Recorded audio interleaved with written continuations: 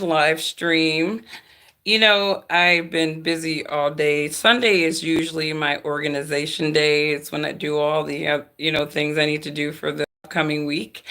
And so I'm taking a break, catching up on my news feeds. And I don't know how I missed that Caitlin Clark has decided to leave the WNBA. And she's decided to possibly go play overseas. And I thought this was very, very interesting. And apparently, a lot of the new WNBA fans, they're not very happy about this. They're like, "You're great, Caitlin. Start a league of your own in America. You don't have to leave America, right, to play basketball." And Caitlin is like, think I'm gonna jump ship and go overseas and play overseas. I think this is probably a decision that she has come to after her first experience being in the WNBA.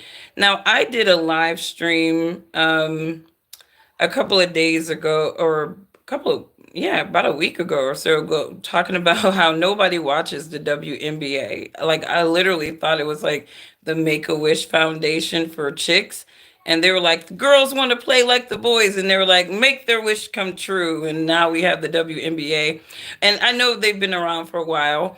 But I just never thought that people were too engaged with the WNBA. Any female in my circle, like, we never were engaged with the WNBA. I don't even know who their demographic is outside of males and dads who have daughters who play basketball, maybe. But off of that, Caitlin is making a decision to possibly go overseas. And I have some opinions about that. Now, in order to understand my opinion, I don't, Dale, go on somewhere with your little fetishes. This is not that channel, man. Go to OnlyFans. But I have some opinions, and in order to understand my opinion about how Caitlin Clark may be feeling, I need the people who have seen the movie Paris Blues with Sidney Poitier to come to the front of the live stream, right? Because if you saw that old school movie, if you ever want to just sit down and watch an old movie, right? Look at Paris Blues. Now, Paris Blues is an interesting film because, for those FBAs, right? We are always talking about how people flee, right? Flee their country and they come over to America.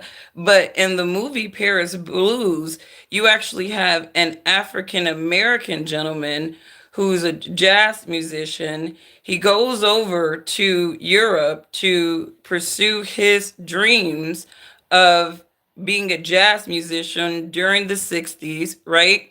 During the civil rights time, right? And he finds his home in Paris. And if you actually go back and you look at the, maybe 60s, you're going to see a lot of Black American artists who actually did flee America and they did go over to Europe because over in Europe, many Black people, Black Americans have made the same arguments over and over again that they didn't feel black when they went over to Europe. They felt just like a human being, right? And I think that we're so demonized by some of the prejudice and the separation and the promoted racism in America that when we go overseas, we're expecting the same treatment, that same social treatment that we would get over here. But a lot of us, we go over to Europe and we kind of get we're a little pleasantly surprised. So I'll give you an example. I spent some time in Germany. I was working with an articulation agreement with some schools, and so I was out there for about 3 weeks. And it was interesting. I didn't know what to expect. I'm like, this is home of the bad people, I thought, so I was scared to go to Germany. I really didn't know how I was going to be received in Germany. got to Germany, and they were some of the most sweetest people that I ever met. Like the welcoming, the receiving, the curiosity. I was out in Ulm and, South Germany, and like these people, they were just curious. They were sweet. I went out to Bavaria, hung out at this club, and like these people had mad love for Detroit. And I just had a great experience in Germany. It was probably one of the like better places in Europe that I've gone to. But I have gone to Paris, and I have kind of rendezvoused in France. Now, I'll be honest, France for me was all about the sightseeing. Um, I didn't really find them to be very friendly people like the Germans were, but they weren't like, some of them weren't nasty people. I just, there was just some vibe about the French that I just didn't really rock with, right? But the Germans were awesome. And then I went to Switzerland, same thing. People were really sweet, very curious. So overall, my experience as a Black American in Europe was has been really nice. And so, I mean, I say that to say that, when a lot of Blacks, especially during the civil rights era, they would go over to Europe, many of them, they felt like they just got better treatment. So if you go back and you look at Sidney Poitier's movie, Paris Blues, right? That was really Sidney Poitier's situation in that movie, where he said, I don't want to go back to America because in Paris, I don't feel like a Black man, right? In Paris, I feel like a man who is a musician, right? And so I think that's very telling in just how people feel, when they go from one country to the next. And so I'm looking at Caitlin Clark, and she's deciding to go overseas, possibly to the UK, right? And why would Caitlin, a not Black woman, but a white woman, feel this way, right? Because in her first experience, her first season in the WNBA, she was part of a race narrative. So as opposed to, the league really focusing on the skills of these young ladies, they needed to get viewership with the race card, right? And unfortunately, Caitlyn was a part of that, and she probably didn't even want to have anything to do with that, right? But obviously, they're trying to get that viewership. So again, they capitalize on what would bring in viewers, and they're like, let's use this race narrative because we have this segment of the MAGA movement, right? Who will watch this white girl just because she's a white girl and nothing else, right? They just want to see if she's going to flex and stunt on the Black girls, specifically Angel Reese. So they brought in a crowd this season artificially. And I think even Caitlin Clark saw that. And a lot of these young ladies in the WNBA, they're like, we just want to play ball, right? We don't want these narratives haunting us. And I think that Caitlin Clark, I think she really just wants to play basketball. She wants to play basketball without all that extra stuff. And her best shot in being able to do that is not in America. It's actually overseas, where she doesn't have to worry about all these racial narratives, right? Because they're not focused on things like that, right? And I feel like this is a Paris Blues scenario here with Caitlin Clark is she is making the decision to leave her country so that she can do what she loves to do because unfortunately we're just too riddled with the race card. We need to get rid of the race card. Like I think, how they treated those women this season to get viewership, these narratives that they use, it really just took the focus off of why they were there. People weren't coming to see them play. They were trying to see if this Black versus white, if their race team was going to win, not their favorite WNBA team. They were trying to see if their race team was going to win because they had the race card being played between these two people, and they had the setup, right? I see you from when the girls was in college. So, I respect Caitlin Clark for whatever decision she makes in conjunction with her career.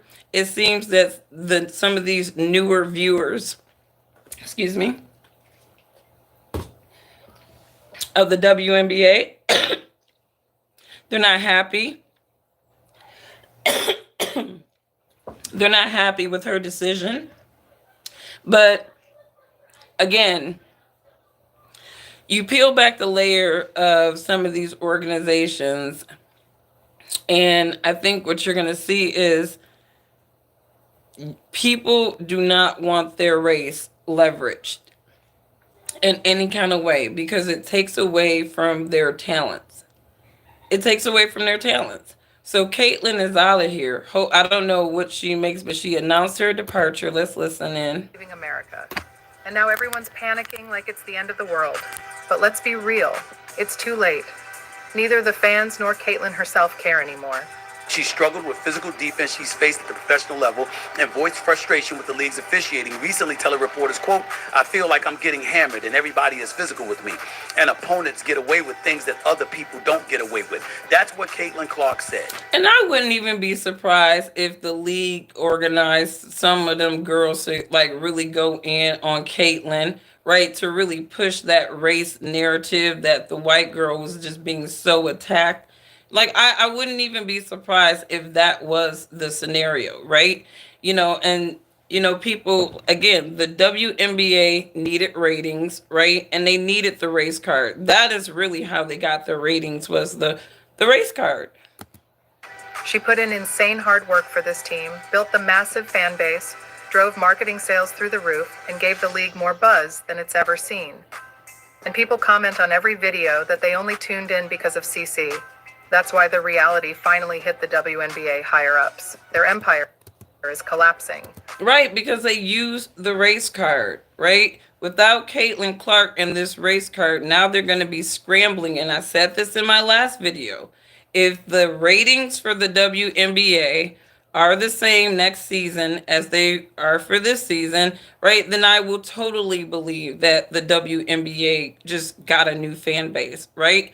But if the ratings tank dramatically for whatever reason, it is undeniable that the race card that was played, was the impact in that viewership. And some of those new viewers were not really into the WNBA at all. They were really coming to see like this race card being played. They didn't even come to see chicks play basketball. They were trying to see a race card being played. Is Caitlyn going to flex tonight, or are they going to have all these black girls pummeling on her? It was just ridiculous, right? And I don't blame these players for saying, you know what, I'm out. If this is how we're rocking in America, where every damn thing we do, we got to play a race card, I don't want to be a part of it. America is going to lose way more good people, both in every single space, politicians, athletes, all of that stuff, because people are tired of playing these ridiculous games, right? We foster racism. We foster division in this country, right? We do. In every single institution, you will find that card being played in some degree. And it's just ridiculous. So I wish Caitlin Clark all the best in her future endeavors, right? And if you're just chiming in, I kind of contrast Caitlin Clark to Sidney Poitier's character in Paris Blues. If you never saw that movie, it's a great movie. It's a great movie, right? Because it follows this tale of a Black American man who left America to be able to, he was a jazz musician, to go overseas and play, and with the freedom and autonomy to be a musician without all the racism, right, that came with America, right? If you guys go back and you guys look at, just some of the Black musicians like Coltrane, America robbed that man, that the music institutions or whoever was making decisions to give people flowers and awards, they screwed over Coltrane. That man did not get his flowers for all that beautiful music until after he died. And a lot of them, Miles Davis, A lot of them went overseas because they couldn't deal with the ignorant ass people in this nation, the ungrateful, ignorant ass people in this nation who just wanted to leech off their talents and not give them their flowers. So, a lot of black talent, a lot of talent in general, they will leave America at least to pursue their their talent, right? And there was a one instance in the movie Paris Blues where Sidney Poitier he meets Diane Carroll's character, and she is a conscious black woman from America. She's a school teacher and she's visiting Paris, right? And she meets him. Obviously, she's smitten by him. And she's trying to get him to come back to America. She's like, you struggle with your people. Your roots are in America. And this man is really stating the case for why he, as a black American man, doesn't want to go back to America. And so this was a really good dialogue. He's like, look at Paris. It's beautiful. Why would you want to leave what you here? see, but the way the place makes you feel. It's how Paris makes I'll you never forget feel. the first day I walked down Avenue Champs-Elysees. Just like that, I knew I was here to stay. How long have you been away from home? 5 years. He said he walked down, and I'm sorry, my French is horrible. Was it Champs-Elysees? And he said that he felt like he was home, right? Because he was able to walk down the street and be a human being, right? This is what this man is saying. In Paris, I don't feel like a black person. I feel like a human being. In America, I feel like a black man. This is a great movie. It came out in 1961. Sidney Poitier, Diane Carroll, Paul Newman, and Joanne Woodward. It is a great movie. And if you're like an old movie buff like me, I grew up on these movies because my mom used to watch them. But this is a great movie. And when I was thinking about Caitlin Clark and her transition from going to America over and deciding to play in Europe, it sort of made me think of this movie Paris Blues, but as opposed to it being a black person fleeing America to get away from this organized racism that some of these institutions and organizations like to organize, this is a young white girl who's saying, you know what, screw America and all this fabricated racism. I'll take my talents overseas. So this is kind of this is where Caitlin Clark is reminding me of. She's reminding me of Sidney Poitier with her decision. Never wanted to go back? No. He said, I never want to go back You to stick America. around Paris for a while and stretch a bit. Sit down for lunch somewhere without getting clubbed for it, and you'll wake up one day, look across the ocean, and you'll say, who needs it? Who needs it? Well, we certainly don't need to sit down for lunch and get clubbed for it. Amen. But we do need our roots, don't we? And where our roots are, our home is, wouldn't you say? I would say that you're one of them socially conscious chicks, right? He like, oh shoot, you one of them socially conscious chicks. Right, here you go. Making sense, girl. But, I just thought this was a great movie. I think it was a great parallel to Caitlin Clark's dilemma, in my opinion. I think Caitlin Clark is a good player.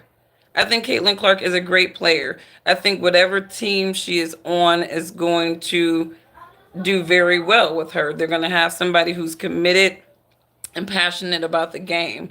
And so we do wish Caitlin Clark all of the best. I told y'all a couple of days ago, right? They shouldn't have brought that Obama card out because people are like, my timeline right now is just flooded with people giving Obama the business. Like, man, you ain't about to bring your ass out here scolding nobody. You can't do that, Obama. We not gonna do that right now, right? Especially because your ass didn't do nothing for us. But check out those, like all of the recent blogs on black people just not having it with Obama coming out calling himself scolding black men. And apparently, I'll do a separate video on this later, but people should know that Jay Z does not want his name synonymous with Diddy, right? And so I'll do a deep dive. There's a couple of things I'm looking into, but I'll do a deep dive. But this brother wants to be disassociated from this brother completely, right? And he wants the bloggers to stop linking him with Diddy, right? And I don't blame Jay Z. Jay Z didn't rage against the machine, right? He's still a loyal puppet. Him and Beyonce did nothing against the machine, right? So they shouldn't be dragged down with Diddy. Like Diddy, he pushed the button on his burn notice, right? As far as we know, Jay Z has not been burned, so therefore he's still protected. So anything about Jay Z, I guarantee you, is gonna disappear because he still got the great treatment, right? So Jay Z just needs to keep playing ball, brother. Keep playing ball and keeping yourself protected. Don't go suing big conglomerates, right? Don't go beating a bunch of chicks' ass and having public camera, right? And even if you got that, we know that they're going to protect it for you, right? Until you stop playing ball. Then they're going to leak it to CNN and we'll see your fall from grace start, just like we see Diddy. But anyways, you guys have a wonderful, wonderful day. If you have a weekend, check out Paris Blues.